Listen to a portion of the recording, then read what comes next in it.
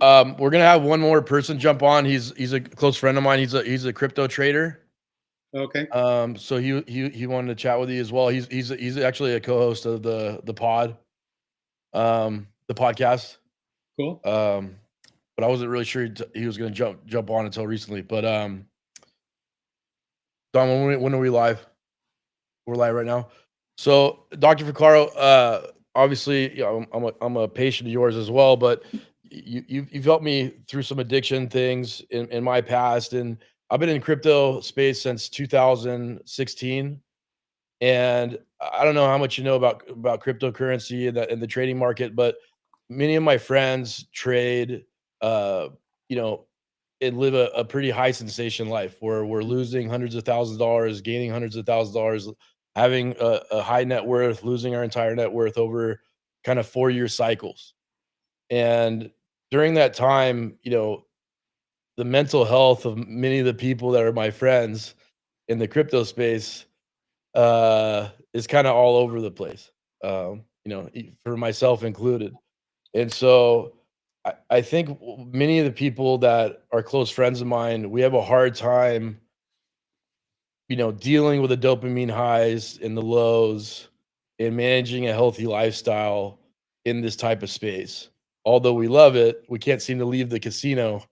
We continue to, you know, struggle these things from the day to day. So, like, you know, from like a kind of baseline understanding, like, how do you define addiction, and how do you separate that from like a habit or something that's negative or positive? Okay. Well, one of the things that's great about this, Eric, is that it's really an important distinction about when does something cross over into addiction, when is it just a habit, when's it a lifestyle, and when is it an addiction. And the criterion for addiction across the line for either a substance use disorder or when you're talking about behaviors like process addictions, like gambling and food and other kinds of workaholism, the criteria is really about the negative aspects of it. It's when it kind of crosses over into the primary thing is the continuation of the behavior despite negative consequences. So, one of the main criteria for addiction is that you've tried to quit or you've tried to reduce, you've tried to modulate your behavior, moderation management. You've tried to moderate it and you just can't. And there's a compulsive part of it. There's a feeling of compulsion that's part of it. So that's when it starts falling into the category of a compulsive behavior disorder or an addiction. The word addiction is really not in the DSM, the Diagnostic Statistical Manual. It's really what we would consider kind of a colloquial term, addiction. It's really about when something is compulsive behavior or impulsive behavior. So what we're talking about is when does a person feel like they've kind of lost control when they're driven to continue based on some other internal need, and you're dealing with huge negative consequences. Now, something you and I have talked about offline a couple of times is that gambling is different than some other disorders in the sense that with a lot of substance use disorders and a lot of other addictions, you get this sense of mounting negative consequences and you start falling into this negative spin where no matter how much you do, it doesn't really bring you up to level again. But gambling is a little different because the next win could be the big win. So it really messes with different parts of our rational cognitive behavioral brain because we keep thinking this one could be the one that could do it. And then you see evidence of that. And it's really publicized quite a lot. You see this evidence of big wins that people have that are life-changing wins. Now, you and I both know that there's a lot of data that indicates that even after a very big win, that people's behavior tends to modulate toward the mean. It's regression toward the mean. So you tend to not be at that high stage very long, either financially, emotionally, or physically. And you know this as an athlete, that without continual movement in that direction, you're going to regress. That's just the way the brain works. And so how do people manage that? Like, and I think Ricky's on, Dom, but like some of my friends, you know, they might make, you have a lot of feedback, Ricky. Hold on. Can you mute? Yeah, I'll be home in 3 minutes. I'll just hop on my computer. All right, cool, thanks.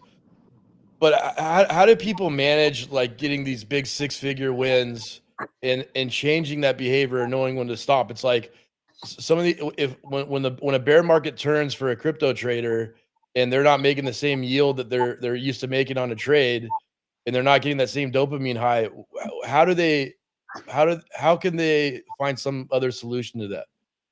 I think one of the things that's important is to recognize how you as an individual manage or tolerate risk. So Mhm. risk tolerance is a big part of not just crypto investing, but any kind of investing. What is your kind of tolerance for risk? And what does risk do to you? Now, I remember a good friend of mine years ago took me to Vegas, and his aunt was a high roller, and we were at Caesar's Palace. And I sat down, and I was broke at the time, and she said, "Never played with scared money." And I just looked at her and laughed and said, I don't have any other, I don't have Yeah. any other kind of money. That's all I Mhm. got." And she said, "Well, get up from the table and go hit the buffet and go hit a show, because you're just going to make everybody crazy by the way you're playing." And it really stuck with me. First of all, the scared money stuck with me. It's like, yeah, that's how do you not have scared money? How do you not go into that and be willing to lose and be willing to ride that big ride? And there's one thing that I want to clarify about dopamine, because people use this term a lot and they talk about the neurotransmitter neuromodulator of dopamine. Dopamine is not the chemical of reward. Dopamine is the chemical of motivation.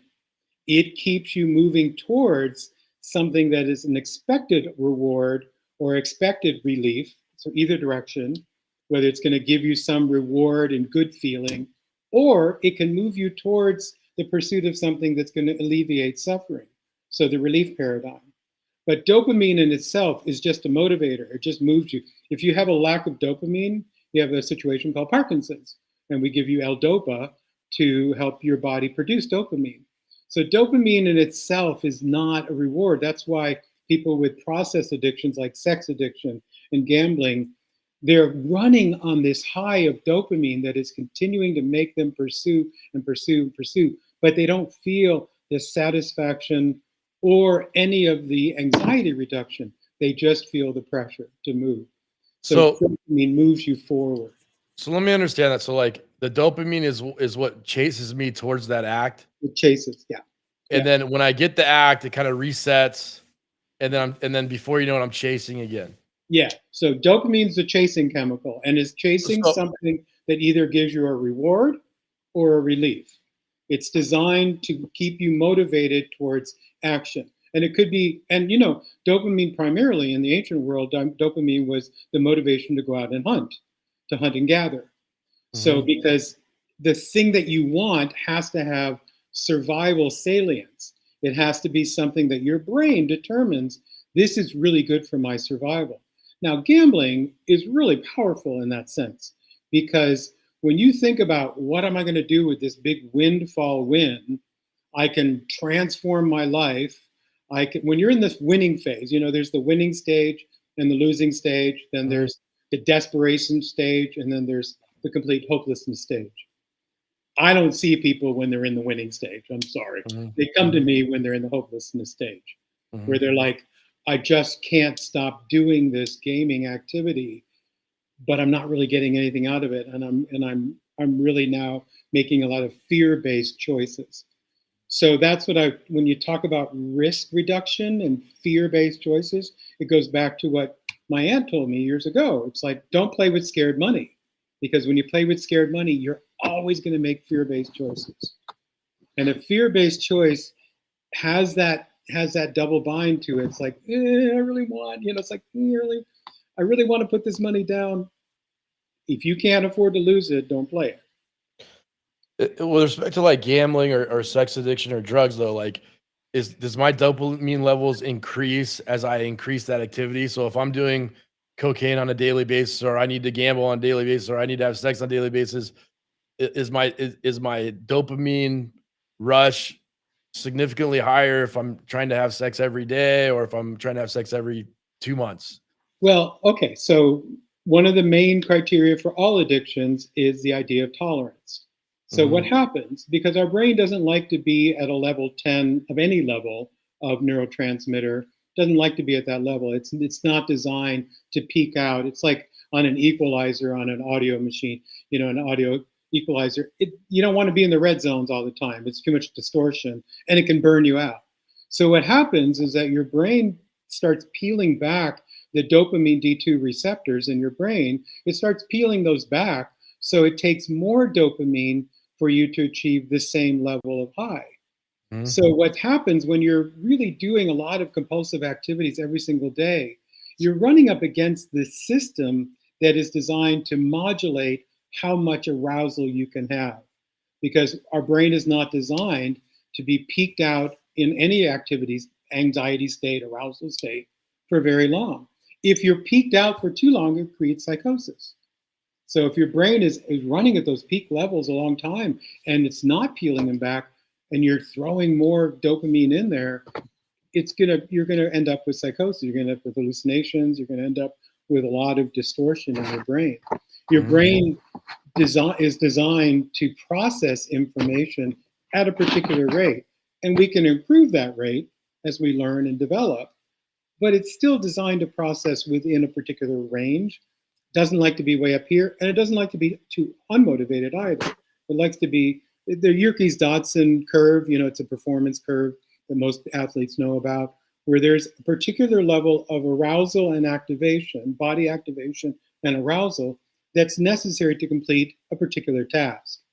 And it's different for different tasks. So when you're fighting, you got to be a little jacked up. You got to be activated. You can't go in lethargic and not focused and not. You need mental acuity. You need your body to be working. You need to be in that fight or flight mode. You need to be activated. If you're too activated, though, you're going to get angry. The guy's going to piss you off, and you're going to make stupid moves.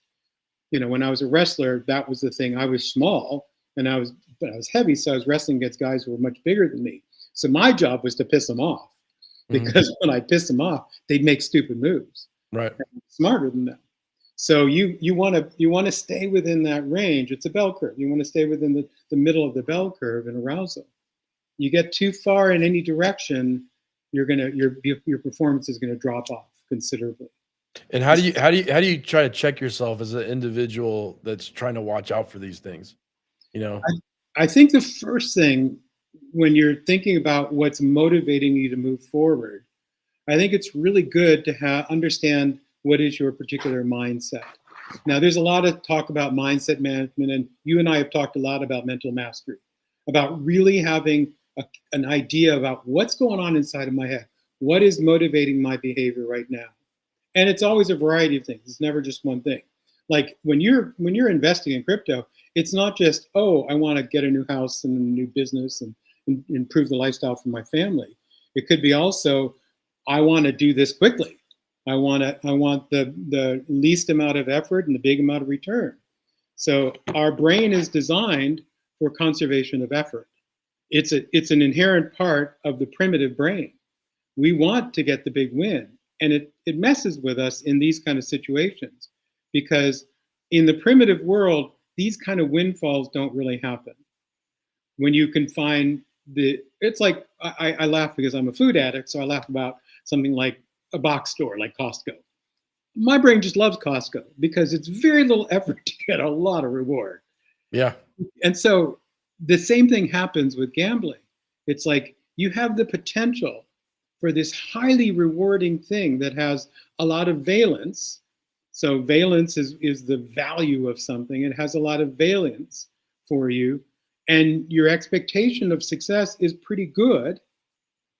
Better, it's better in investing than it is in actual gambling, because you don't have the sense that investing is designed against you. Although lots of gamblers know, they walk in, They know. They know it's walking in, but they still think I could be the one to beat it. There's still that sort of piece. So the first thing is to monitor what your mindset is. Do I have a mindset that I can get huge rewards for a little bit of effort? Or like you, as an athlete, you understand if you're going to fight, you know what it takes to get yourself into a fighting mode. You know what it takes to get yourself into peak Yep. performance, and you know what messes you up. And you and I have talked about this. It's not always the physical stuff that messes you up. Mhm. It's usually the mindset stuff that messes you up. It's like when somebody's messing with your head, and And you I think that get out of that mental loop. yep. I think Yeah. that's a big issue for the crypto guys is like they get these big rewards with little effort a lot. And I was able to kind of manage me making a lot of money in crypto and not losing it because I worked 12 hours a day and running a law firm and did all this other things that I knew the value of money. But I don't know if you can help some of these young kids out here, but they don't know that value of money. They make all this money so fast and then they lose it just as fast. Yeah. And I think because they're either have this compulsion and addiction to trading and they've lost kind of the reasoning between why they're making a trade or doing some effort and they don't understand the value of money. So I don't know. You know, most of these guys are super high risk people. They have a super low risk tolerance, and I'm assuming we have similar psychological or emotional like kind of red flags that make us this way. Yeah, there's a theory in the 90s. It was called valence expectancy theory, VIE theory, Mhm. and it's basically about the expectancy and motivation. Because we've looked at motivation a lot is in the field of social psychology to find out what motivates people to do stuff, and how do you increase motivation, and also what are the social factors that are stimulating motivation. Mhm. So one thing to remember about when something tips into addiction is that the fail can be as most fun as the win. And that sucks. That's the Yeah. sucky part of addiction, is that failing in addiction has a huge hit of a lot of chemicals in your brain. And so sometimes what people are looking for is just that huge hit in Tom. a direction. Whether it's a huge hit of excitement and joy, or whether it's a huge hit of anxiety and frustration, sometimes that's the driver that keeps people moving, because that's a big, especially if you have a pretty flat life. Mhm. One of the things that when I work with gamers, because I'm not opposed to gaming, I think it's incredible and can be really incredible for a neurodivergent person to have a gaming lifestyle. It can be amazing for them. The And problem, crypto's a lot of gaming too. Like it's a PvP game, yeah, simply. yeah. Yeah, and the gaming. There's a scale called the GAS scale, game addict. You don't need to know this, but it's interesting. The psychologists kind of have a variety of different ways of thinking about it. But in the gaming scale, there's an idea of salience. What is a salient feature? Salience is basically how much your brain is captured by something, and it Mhm. also links it to survival. So when something becomes linked to survival salience in our brain thinks, oh, this thing is necessary for survival, or especially necessary for my survival in this circumstance.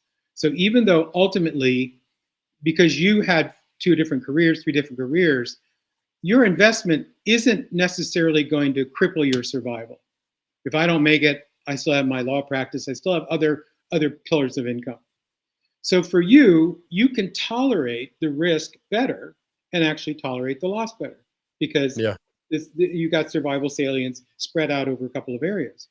Yeah. But a person who doesn't have that, a person who doesn't have their survival salience, their brain locks in and says, oh, this thing is really necessary for survival. Now, the insidious part of addiction is that all addiction takes place like that. Our brain, because of the dopamine effect and other neurotransmitters connected to addictive substances, our brain starts preferencing that thing and saying, this is necessary for survival. So when you have something that has monetary value, has valence that's monetary, our brain automatically links it to survival. The more money I have, the easier it is for me to acquire survival resources, and the Mhm. easier it is for me to be happy. So it's kind of an automatic link. That's why it becomes so quickly addictive, is because, oh, the more money I have, the more lifestyle I'll have, the better my lifestyle, the more I can acquire. and I can tolerate down periods. I mean, speaking of one of those people, Ricky's on the show. He's a Ponzi trader, but he's in his, I think late 20s now. Finally, Ricky, or what? Yeah. Hey, Doc, I'll give you Hey, how are you? a little introduction to myself. I'm probably a perfect case study for someone like you. I'm in my late 20s. I am a derivatives trader, and I can openly say that I've developed an addiction to trading, which is probably the downfall to my trading. I find myself there, for trading specifically, there's only a handful of times when traders have an edge and can comfortably say that they should be trading. And my downfall, I mean, don't get me wrong, I'm fairly successful in what I do. I've made millions and millions of dollars in trading, but my downfall being that I trade when I shouldn't. Mhm. I'm fairly addicted to trading. I haven't found myself in many years able to not take on a position, which is my downfall because I end up trading when I shouldn't and giving back profits that I've made. I definitely live a lifestyle that complements high cortisol, high adrenaline in the sports I do. I'm a race car driver. I like video games. I do all the whole nine. So it doesn't help with that aspect of things. But I'm really interested in, I'm sad I missed the first 15 minutes of this call in hearing, your opinion on this lifestyle. So great. I'll ask you I just was talking with Eric about this Mhm. idea that we tend to think of addictive behavior as being the big hit. Well, first of all, I mentioned about dopamine. I'm glad you mentioned cortisol and adrenaline and other chemicals that are involved, oxytocin. There's a lot of other chemicals that are involved. Endogenous opiates, those are the ones that when you actually achieve the reward that you feel good about. So dopamine is just driver. It's just the driver that keeps you driving. Now, what I mentioned to Eric is that sometimes with process addictions, you get a big hit of energy when you succeed, and you also get a big hit of energy when you fail. So sometimes failing can be as powerful of a motivator as succeeding, because if your life is very flat, I was mentioning that sometimes I work with neurodivergent people who are not really good at kind of being out in the world, and their life tends to be very sort of flat. And the more involved with your addiction you are, any addiction, your life becomes kind of funneled down. It kind of becomes funneled down to all of my thoughts, all of my attention, all of my focus is on this particular addiction behavior. So it happens with drugs or alcohol, happens with boxing, it can happen with whatever funnels your attention down. Yeah, there seems to be a pattern of that. Like when there's a bear market or the market's going sideways for some period of time too. Like a lot of our friends on our group chat or whatever else will have this like liquidation event where they'll almost go broke. It's like maybe status quo is a very strange thing, Sorry, Eric, go ahead. Go ahead, Ricky. Yeah, go ahead. I was going to say, and to contribute to that thought, as a trader, you really remember the days you took really significant losses, and rarely do you remember the days that you took incredible wins. It's easier for me to look back and say, this was one of the worst days of my life. I took my biggest loss, and it's a little more difficult for me to rehash on days where I've had some of my most significant wins. And I'm going to share my screen if you can.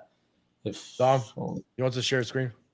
There's a book I read called Market Wizards where he interviews some of the most successful traders of all time. And in this paragraph, he's speaking to someone named Ed Seykota, who is a very successful multi-billion-dollar trader. And the interviewer says, "Do all traders want to win?" And this page really reflects on 90% of traders, in my opinion. I'll read it out loud. He says, "Win or lose, everybody gets what they want out of the market. Some people seem to like to lose, so they win by losing money. I know one trader who seems to get in near the start of every substantial bull move and works his $10,000 up to $250,000 in a couple of months. Then he changes his personality, loses it all back again. This process repeats like clockwork. Once I traded with him, but got out when his personality changed. I doubled my money when he wiped out as usual. I told him what I was doing and even paid him a management fee. He couldn't help himself. I don't think he can do it any differently. He wouldn't want to. He gets a lot of excitement. He gets to be a martyr. He gets sympathy from his friends, and he gets to be the center of attention. Also, possibly, he may be more comfortable relating to people if he is on their financial plane.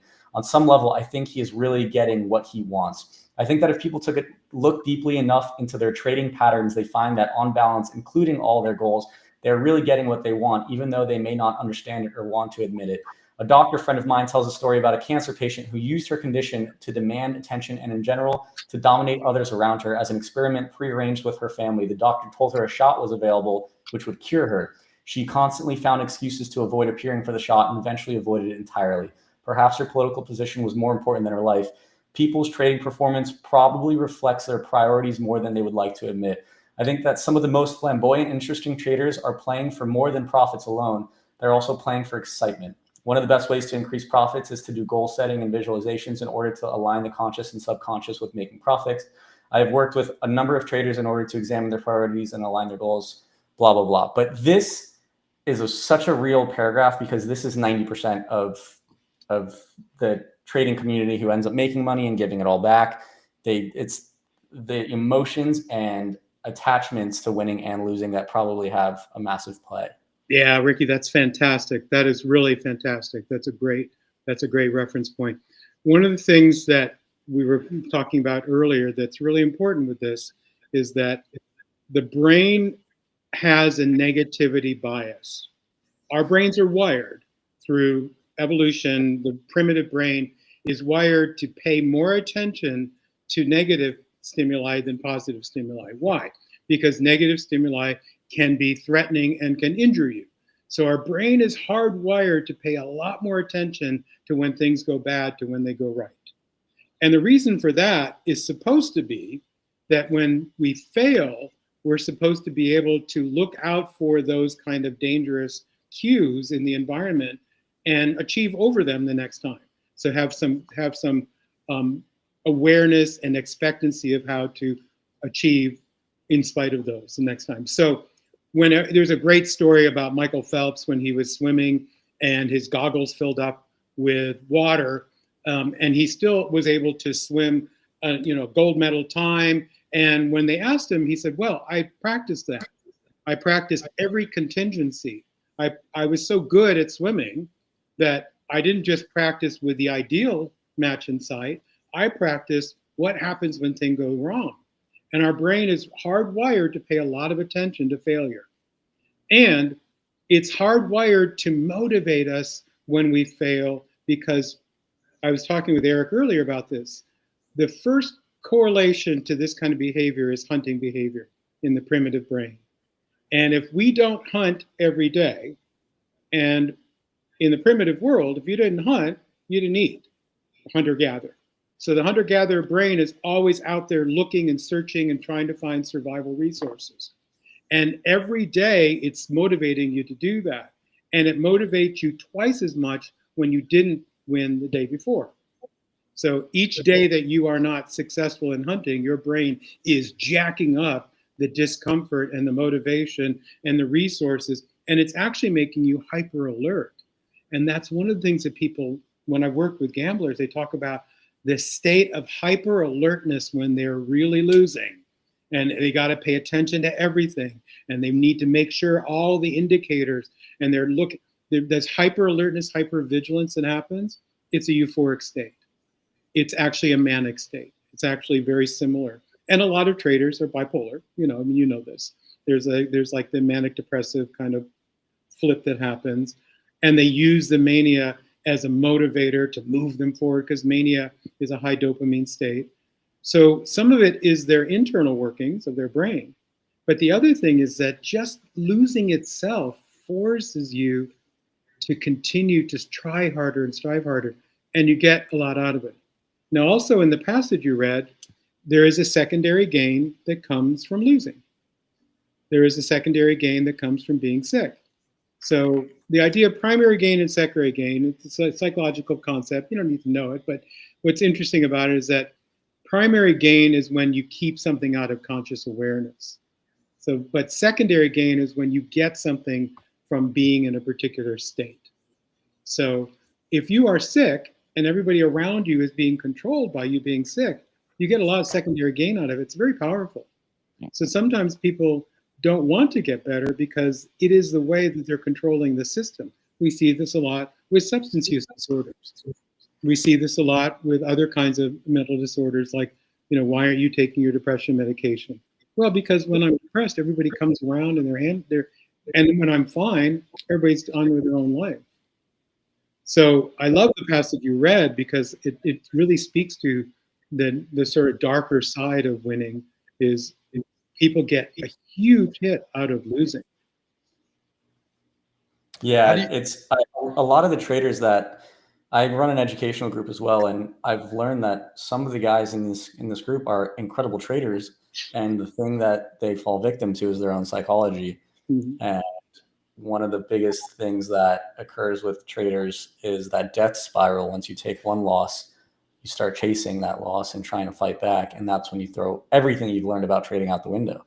I think I did that for 4 years before I was a profitable trader. Now it's been 9 years, so thankfully I've been able to kick that a bit, and I've created risk limits, and my structure of trading is not traditional in the sense of how I take profits and withdraw and restructure my trading accounts to prevent that kind of spiraling from occurring.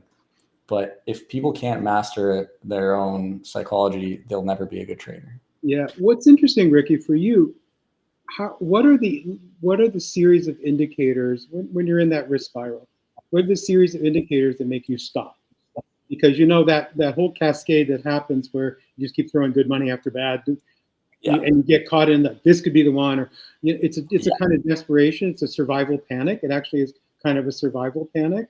It's what made ancient hunters hunt outside of their hunting area. Because if you ever watch any of those survival shows, which I love, there's a particular radius that you can hunt in.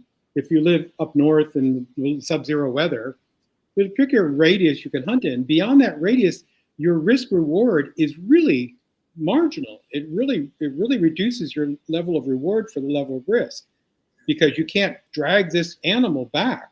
So it's the same thing that happens for you. It's like you're at this threshold where, okay, my risk and my reward are kind of equal right now. The further I go with this, it's now a descending spiral. It's going to take a huge win for me to offset this huge loss. 100%. What are the indicators for you? Because you've mastered this. So what are the indicators for you about when to pull out? So unironically enough, I still can't control it if I find myself in that position. So I've actually taken preventative measures. The first thing is I never trade. My active trading account is never more than 10 to 15% of my entire portfolio now. Okay. So that if I enter that spiral, my buffer is a 10 to 15% hit on my entire portfolio. Yeah. The second one is I now trade whenever I have a really successful day and I'm peak euphoria, where today was probably an incredible example of this. The market is doing incredible and I anticipated this and I positioned myself accordingly. The first thing I'll do when I'm in this state of peak euphoria, like right now where I'm like, holy shit, I'm a winner, I'll never lose, is withdraw. So I immediately withdraw the profits from a day like today and I store them back to my main portfolio so that if I start to over leverage or over position or take more risk than I need to, I've now taken away the majority of those profits and I'm really only playing with house money in theory. And then if I blow up this account or I find myself in a spiral, I've positioned myself so that I'm really only playing with the money that I've won over the X amount of days. And I will not allow myself to deposit. I have a 3-step process. I send it to cold storage where I actually have to go somewhere to grab that device, to then plug it into my computer, to type in a password, to then send it to an exchange. And that process has stopped me from doing that. If it's somewhere like on my phone and I can just resend it back to the exchange, then I'm in trouble. It's too easy. Oh, that's fantastic. That is fabulous. That's exactly it.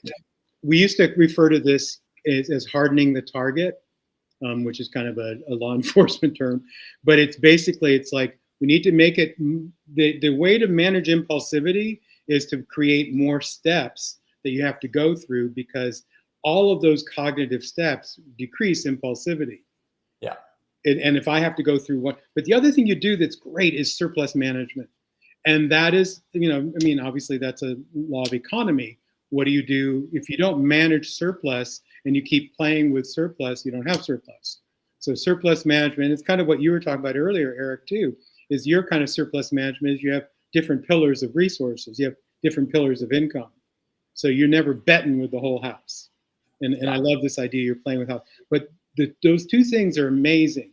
Hardening the target is the one thing that we talk about across the board with all addictions. So any process addiction, even substance use disorders, we talk about this idea of the more steps you have to go through to achieve this, the less likely you are to follow those steps. And you can interrupt that behavioral chain by diverting it into another chain. So it's the idea of behaviors are designed to be automatic. So our brain is designed to create habits and to make those habits automatic as soon as possible, especially when you're dealing with something that's very complicated like trading. You don't want to have to go through all of these criterion all the time. A lot of times you're making gut impulses because you've already established an internal system that you're following. So if you had to go through and you had to like a little checklist that said, oh, I do this first, this first, this, it just takes too long to do that.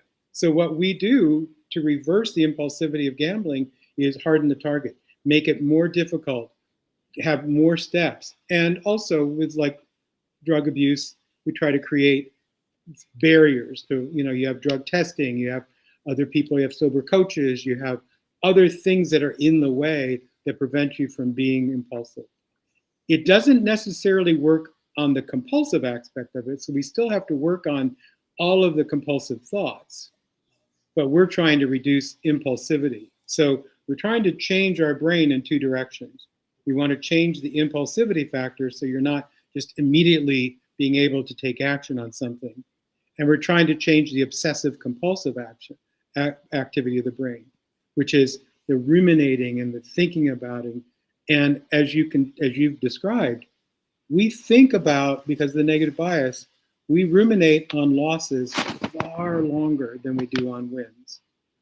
Like you'll talk to people and they will tell you their lost stories, just like in addiction rooms, everybody comes in and tells their horrific addiction stories, and you remember them. It's because your brain is designed to encode, it's called single trial learning. Our brain is designed when something big like that happens to pay a bunch of attention to it and to encode it into memory. The big losses really have a huge impact. And for some people, that's a turn on. Some people that can be really stimulating if their life is really flat.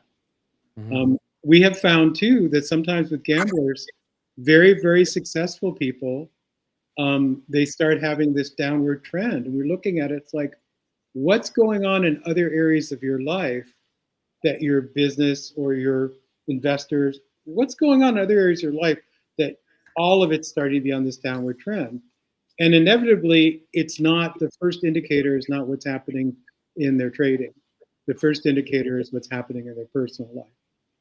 If their personal life has flattened out and they become more isolated and they don't have a lot of highs and lows, then what ends up happening is they end up trying to find that need in the market. So what's some advice for like a trader or a guy in the crypto space that is going through these flat periods? Because when I'm making a lot of money or trading and it's become flat at some point, then as you know, doctor, I'll seek other things to keep me occupied, whether it be drugs or alcohol or partying or whatever else. What advice would you give the kids out there trying to prevent them from going down that spiral? Well, the thing you and I have talked about, Eric, is that you do need to actually expand it out with other things. It's just the things you're talking about are kind of like for like, like what we talked about is you don't want to exchange one negative habit pattern for another negative habit pattern. Mm-hmm. So, but because of the way that dopamine is set up in our brain, when you're really activated and you're really agitated and your life feels really flat, then you're going to try to find some other big hit, some other big win. So it's in two directions. We have to find other things that we can sort of cobble together, that we can put together that meet a little bit of our dopamine needs, that get us up to like a level 5 or 6. And we have to get comfortable with not being in the 9s or 10s. And you and I have talked about this. When your life is filled with these Big 10 wins or these Big 10 losses, and the brain doesn't differentiate a big stimulus in a positive direction and a big stimulus in a negative direction, the brain pays a lot of attention to both. So we have to get used to living more within the mean, more within the middle. So exercise, other things that increase your life. It's not that the risk taking is bad. You guys have the risk taking gene. There's a particular set of genes that are connected with risk taking that are amazing for survival. But the problem is that it gets to be where you're hooked on a particular level. You're hooked on this level 9 experience, level 10 experience. I think they used to call it the maximum mindset, where you're looking for perfection and the maximization mindset. That's the first thing that traders have to really reduce, is they have to be able to find, I need to spread out my satisfaction in a lot of areas of my life. I can't have a flat life where I don't talk to anybody. I'm sitting alone in my room and I'm just gaming all day long. Gamers tend to become gamblers. Why? Because they have the medium, and there's not a lot of hardening of the target. It's very easy for them to do it sitting there. So the first thing we say is, you got to have a lot of other stuff in your life that are survival resources, people, friends, activities. I mean, what you've got, Eric, is great. You've got this whole athletics area of your life that requires a lot of attention and focus, that requires, it's also an adversity, mimetic, the idea of longevity and adversity. Our body needs stress and tension in order for us to survive. So if we don't have stress and tension, we actually atrophy.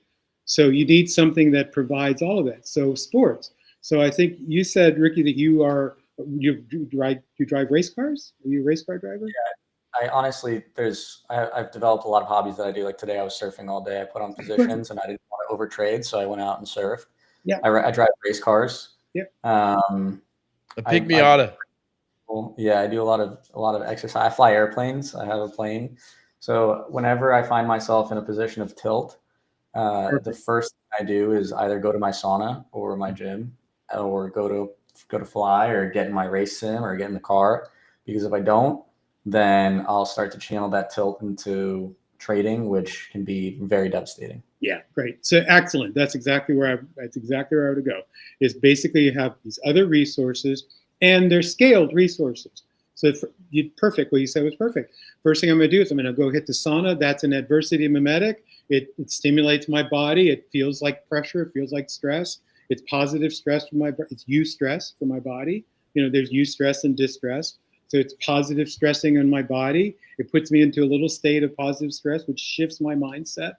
And also then I start putting other stuff in front of it. When you're hardening the target, you're putting other stuff in front of gambling, or putting other stuff in front of trading.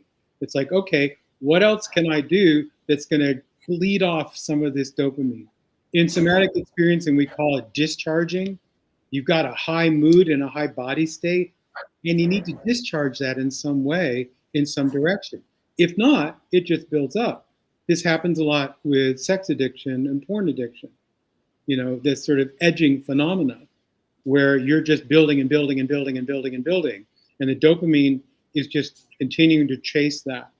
If you don't do something to actually bleed that off and direct that in some area, you can be doing that forever until you actually get fatigued.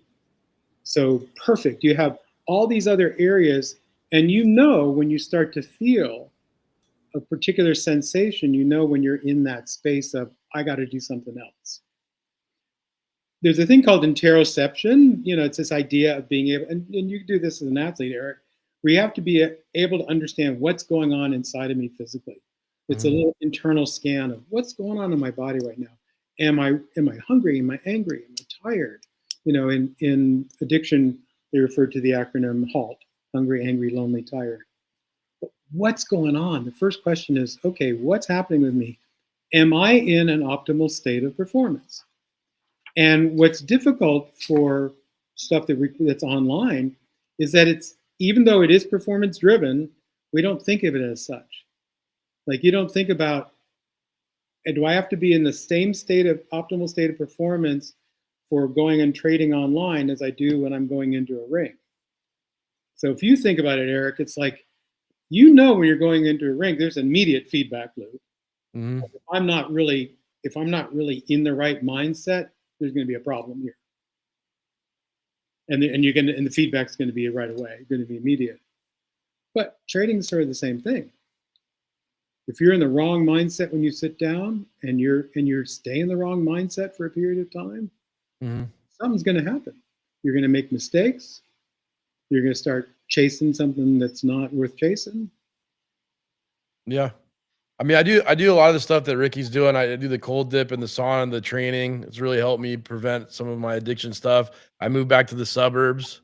So it's instead of being downtown LA where I just step outside and go out that night or make some mistakes, I'm in the suburbs and changing up those things. And that's all helped a lot. But it's tough, I think, for most of the guys in this crypto space to turn their brains off. We kind of develop this kind of ADHD because we're literally on Twitter. It's called X now, but we're on Twitter scrolling like all fucking day, checking prices.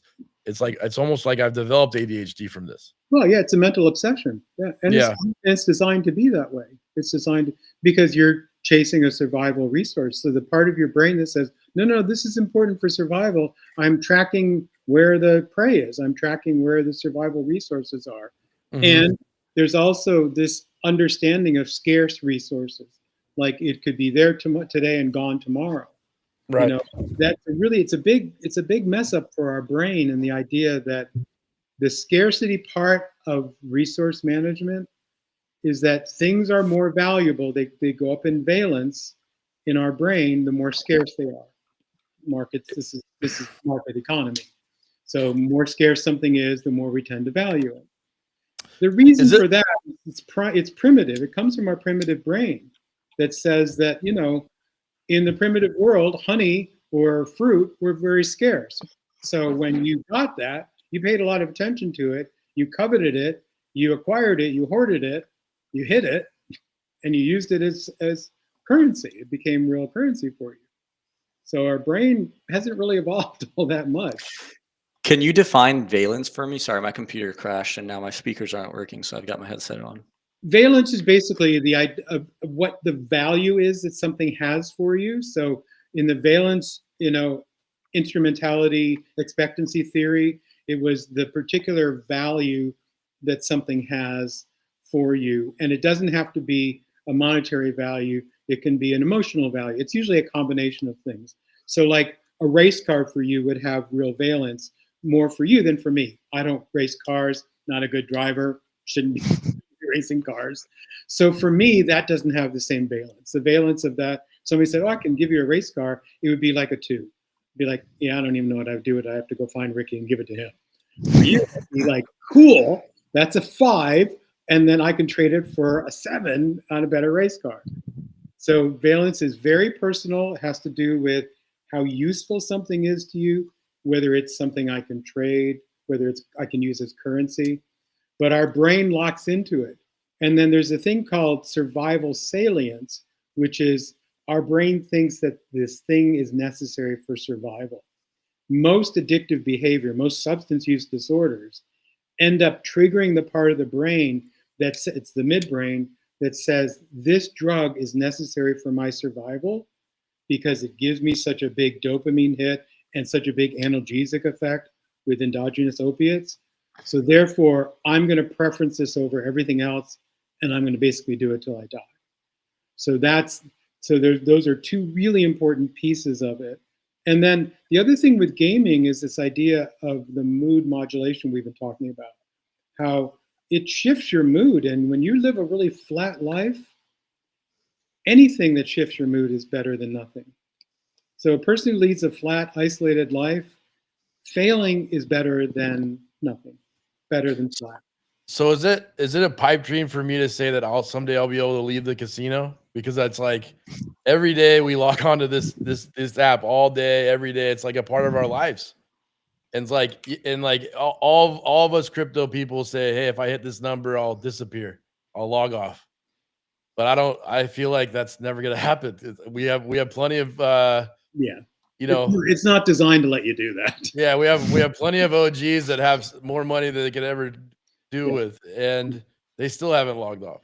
Yeah, it's like any other obsessive compulsive behavior. You have to start replacing things. Mhm. The thing that's interesting though, when you talk to people who have, well, you guys have made a lot of money in this industry. So when you're talking, it's like you can buy whatever you want to buy, but it still doesn't keep you from chasing. A good lifestyle doesn't keep you from chasing it. So what are we chasing? Are we chasing a better lifestyle? No, because our brain is designed to hunt every day. Even if I got meat in the freezer, my brain is still designed to hunt every day because the brain has a natural scarcity index that is primitive, that is not part of the modern world. We are not used to having abundance. Our brains are not designed that way. Mhm. However long you think human beings have been around, whether you go back 500 years, 2,000 years, 7,000 years, or 2 million years, you only have to go back 200 years to the level of scarcity that is so magnified differently than it is today. So if you think about our grandparents and our great-grandparents, the kind of scarcity that they lived in, it's very different than what we live in today. So there's always kind of a little bit of a safety net. Even people that that have been billionaires and millionaires and lost a ton of money, Mhm. are they living on the street? You know, there's a certain part of your brain that says, I could lose all this money and I'll still be okay. Yeah. Or I can make it back. The difficulty with this conservation of effort process in our brain is that it didn't take much effort for me to get it, so it won't take much effort for me to get it back. I got it in a windfall, I'll get it back in a windfall. Is that what you thought, Ricky? You gone broke a few times. Yeah, I actually wanted to ask you a question. So I think it ties into this, and another one of my flaws, I may say, which I'm really being open about these things on live, which is funny. But I tend to have a spending problem, and in the sense where it's not sustainable on a long time frame. And I've tried to self-diagnose it in the sense that the money has come at a rapid rate, in a very aggressive rate. And the only thing that I can think of as to why I have the urge to buy tangible items, and it's not that I spend it on things that are stupid, but things that hold value and are still, in theory, liquid plus or minus 5%, but Mhm. harder to sell. And the only self diagnosis I've come up with is that I have some sort of underlying subconscious that tells me I don't deserve the money at which the rate it came. And so by spending it in on these assets or items, I'm locking it away so that I can't lose it or something like that. I don't know. I've tried to self-diagnose that in a way. Yeah. Based on what I don't know you very well, just what you've told me, but based on what you've described, it actually is more of a valence and surplus management strategy. That because money numbers on the screen don't have much meaning, that you're the kind of person, which is a really good thing, by the way. You're the kind of person that needs to convert it into something that actually is more real and tangible, because then that has more real valence for you. So it's one thing to say, oh, I lost, these numbers on my screen, or oh, I had to sell this car that I love, or I'm going to have to sell my house, or I have to sell my new watch Yeah, because the watches is the number one thing. I have no problem spending a quarter million on a watch. And a lot of people see that as silly, but the watches that I'm strategically picking are things that hold value, maybe lose 2% or increase in value. And people see that as spending, but I see that as parking and a place where I can't just go and liquidate it on a table or in yeah, an yeah, exchange. yeah, yeah. I want to get So on I your Christmas list, by the way, just in case. If you haven't figured it out yet, Ricky's the coolest kid we know. But what you're doing is actually, I don't see that it's a deservability thing. What I see what it is. It's actually, you have a very good brain that says, I need to make this tangible, and I need to make it tangible so that I'm not capricious with it. If it's something tangible, and first of all, one of the things that's important about rewards is that our brain doesn't like an intangible reward. It kind of likes the concept of it, but it really likes to feel. We're very visceral, which is why an online sex act is not really as much fun as a sex act in person. An online date, not as much fun as in date.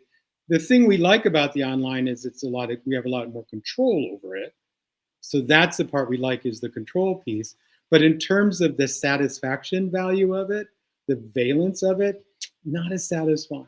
And so what you're doing is you're converting things into something that has real value, and also you're hardening the target. So it is a surplus, a resource management thing, where it's like, I need to make this harder for me to just give it away.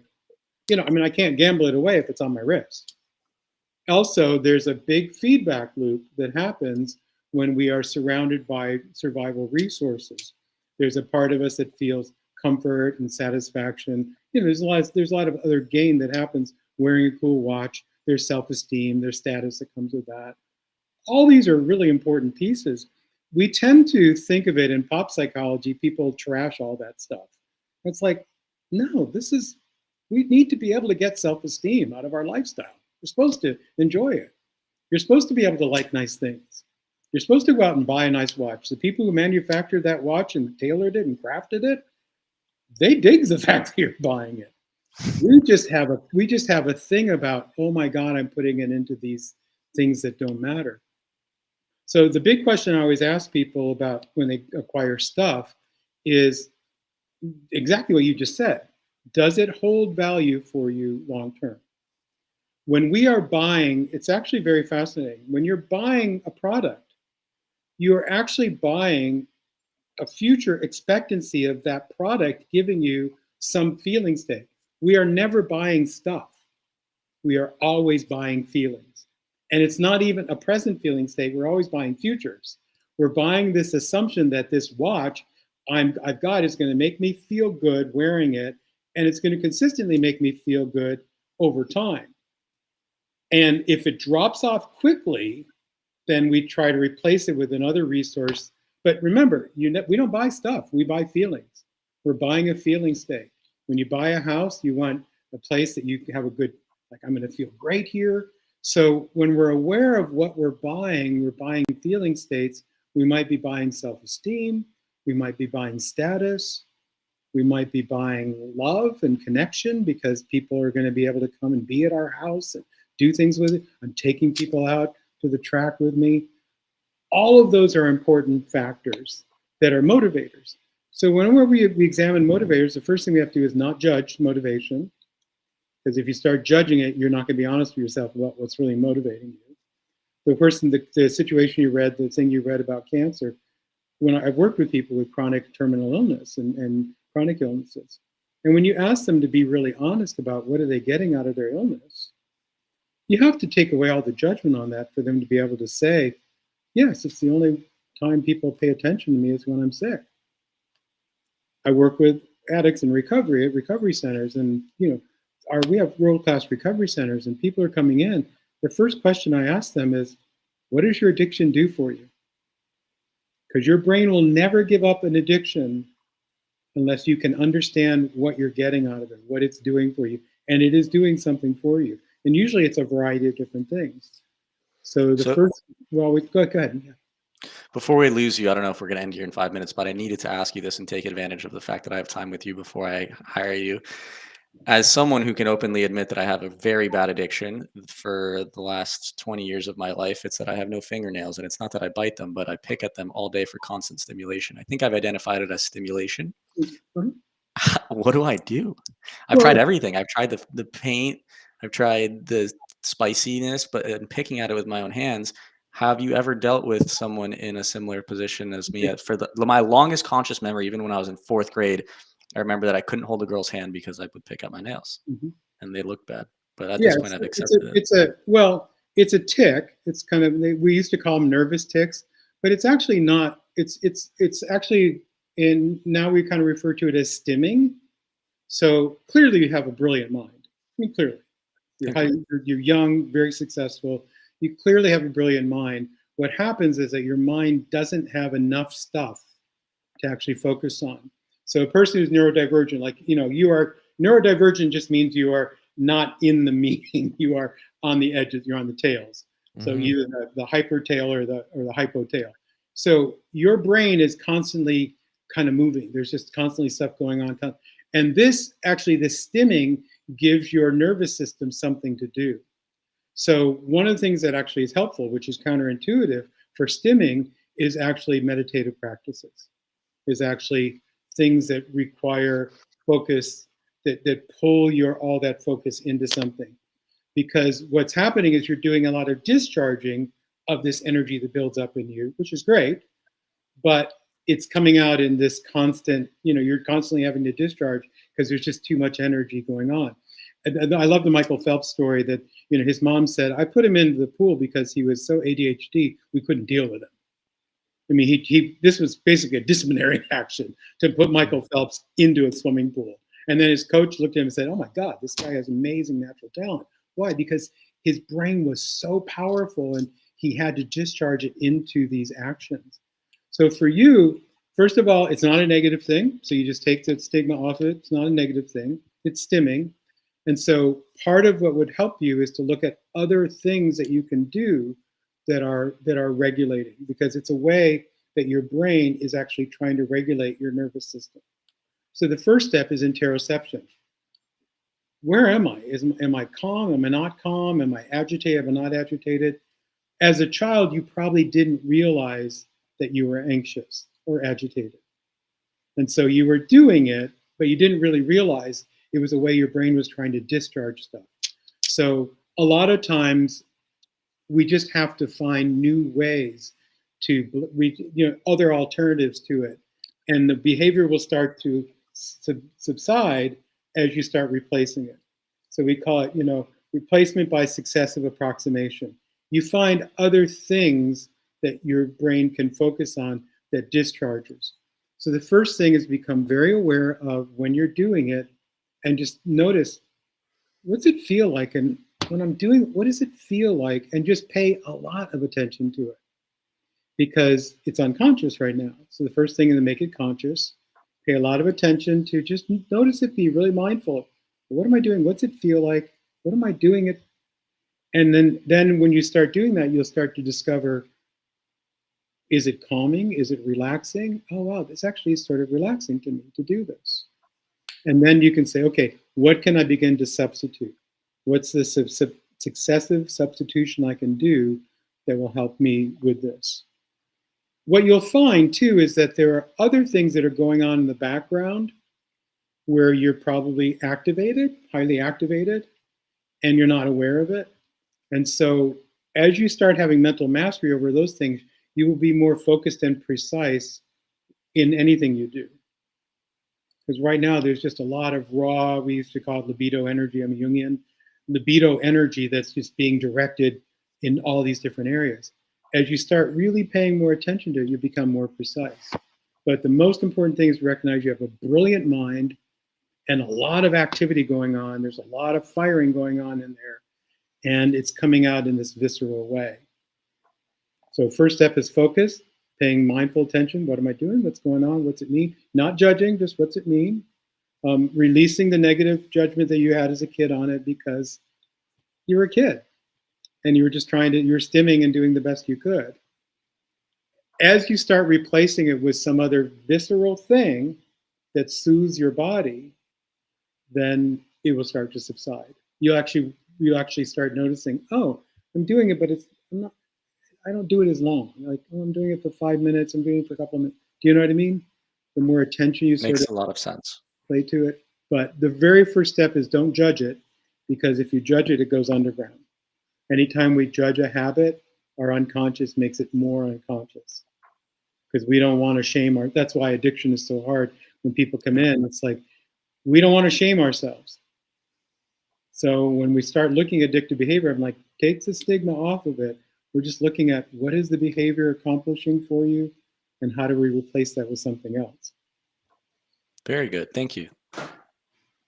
What does the meditation do? Is that different than journaling, or do you think that's similar benefits? Or Well, journaling, mindfulness exercises like journaling are great because they give it's a directed focus. So you're able to direct your attention and directed focus. And you're basically kind of just, writing a bunch of stuff down is a way of getting it out of your brain and into, because you have to process it from right brain to left brain in order to write it down. So it's a way of neural integration. It's a way of sort of right left brain integration. You have to use the language centers to create language.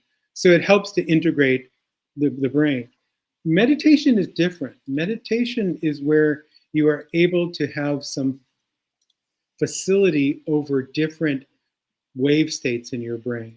So meditation is like being able to move from an alpha state to a theta state. It's being able to change your brainwave pattern.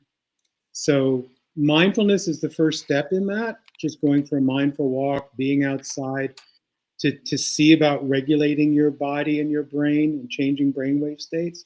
But what happens with meditation is you actually become good at shifting from one brainwave state that's usually arousal state like beta to a brainwave state that's more connected to like sleep or processing, but you're still awake. Because one of the big issues I have is, I think the reason I party or I do, certain things is the addiction stuff or whatever. It's like, I'm kind of like trying to escape my life, escape my brain. Like Ricky, like my brain's like firing at all cylinders all day, every day. And like I just want my brain to turn off. And that's why I seek bad habits sometimes. Yeah. And we've talked about that. You're actually trying to shut down the brain externally through these external things and trying to anesthetize your brain, when really you have the capacity to refocus and calm your brain. But it's just these other things are easier. I mean, they're very quick. I mean, when you put a substance into your brain, because substances are intoxicants, they are toxic to our brain, and they toxify our brain in a very specific order. And so because of that, it's really easy to say, oh, if I don't want to feel this feeling, I'm just going to numb it with carbohydrates. That's mine. I'm just going to numb it with food. I did that since I was a little kid. You feel bad, here's a cookie. You feel good, here's a cookie. So my brain's like, cookie. So the thing that is important is that when you start having real mental mastery, you can actually calm your brain in the moment and shift the focus on something you want to focus to. The big fallacy people have about mental mastery, and when I worked with athletes, the first thing they said was, do not take away my edge. Do not make me into this, calm monk kind of person. I want to be able to perform. It's a fallacy that if you have mental mastery, you can no longer perform. We're just used to using our animal brain to perform.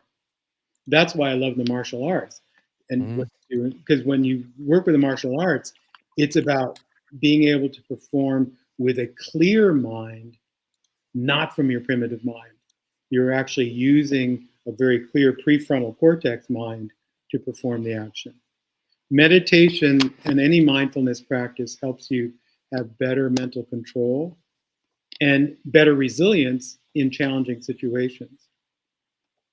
Because when you're in a situation like the market is really volatile and you don't know exactly what to do next and you don't have enough indicators to make a choice, you're going by gut instinct.